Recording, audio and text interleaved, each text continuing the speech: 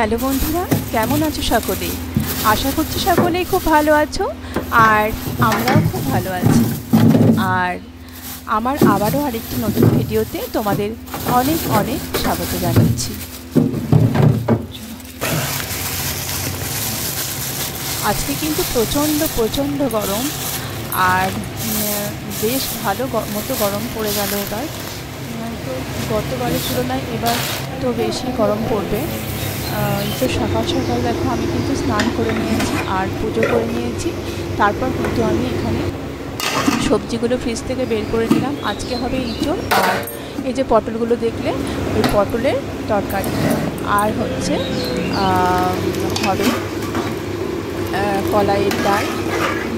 দেখো আজকে কিন্তু কলাইয়ের ডালটা আমি কোনো হলুদ দিইনি। দেখো এই যে কলাইয়ের ডালটাতে হলুদ দিলে একটু হলুদ লাগে, তো আমি ভাবলাম আজকে কলাইয়ের ডালটা কোনো হলুদ দেবো না। এখানে আছে এঁচড়ের তরকারি, কলাইয়ের ডাল আর তেল পটল। আর দেখো ভাতটাও কিন্তু আমি নামিয়ে নিলাম। তো ভাতটা হয়ে গেছে, এবারে ভাতটাকে আমি খুলে দেব আর ভাতটাকে বেশ একটু মেরে দেবো। তারপর কিন্তু আমি খাবারটাকে রেডি করে নেব। তো চলো ভাতটা বেড়ে নিই। ভাতটা যেহেতু প্রচণ্ড গরম, আমি কিন্তু ভাতটাকে আগেই বেড়ে নেব আর তারপর কিন্তু আমি কলাইয়ের ডালটা রেডি করে নেব। আর আজকে কলাইয়ের ডালটা কিন্তু আমি আদা বাটা দিয়েছি। মাঝে মাঝে মা রান্না করতো আগে আদা বাটা দিয়ে আর জিরে আর পাঁচফোড়ন একসাথে ভাজা করে তার সাথে একটু শুকনো লঙ্কা দিয়ে ভেজে বেশ ভালো করে লঙ্কাটা পুড়িয়ে নিয়ে তারপর কিন্তু ডালটাকে ঢেলে দিত। আর নামানোর সময় ওই যে বললাম একটুখানি আদা বাটা, মানে কাঁচা আদা একটুখানি ছুলে নিয়ে তারপর কিন্তু শিলপাটায় বেটে সেটাকে ডাল ডকবক করে ফুটলে সেটাকে দিয়ে দিতে হয়। আর একটুখানি ডালটাকে ফুটিয়ে নিয়ে তারপর নামালে কিন্তু কলাইয়ের ডালটা কিন্তু খুব সুন্দর টেস্ট হয়।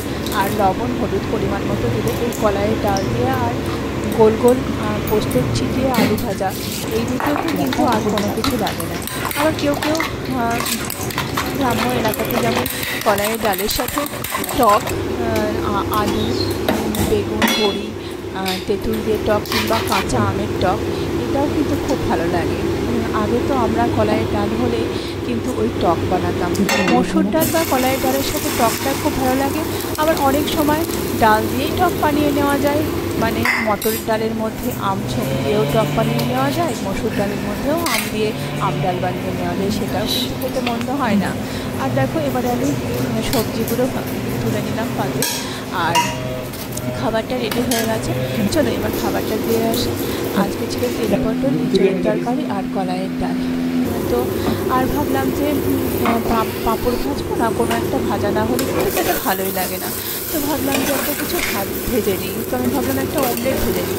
তো অমলেটটা ভাজতে গিয়ে যেহেতু একটু বড়ো হয়ে গেছে এই জন্য ওঠানো হলো না। তারপর খুব কষ্টে শিষ্টে একটু উল্টে দিলাম, তারপর কিন্তু কেটে নিলাম, নিয়ে অমলেটটাকেও দিয়ে দিলাম একটুখানি।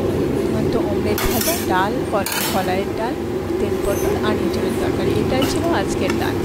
তাহলে বন্ধুরা কেমন লাগলো আজকের ভিডিওটি? যদি ভালো লেগে থাকে তাহলে লাইক করবে আর সাবস্ক্রাইব করে পাশে থাকবে। দেখা হচ্ছে আবারও আরেকটি ভিডিওর সাথে। ততক্ষণ পর্যন্ত খুব ভালো থাকবে সকলে। অসংখ্য ধন্যবাদ জানিয়ে সকলকে শেষ করছি।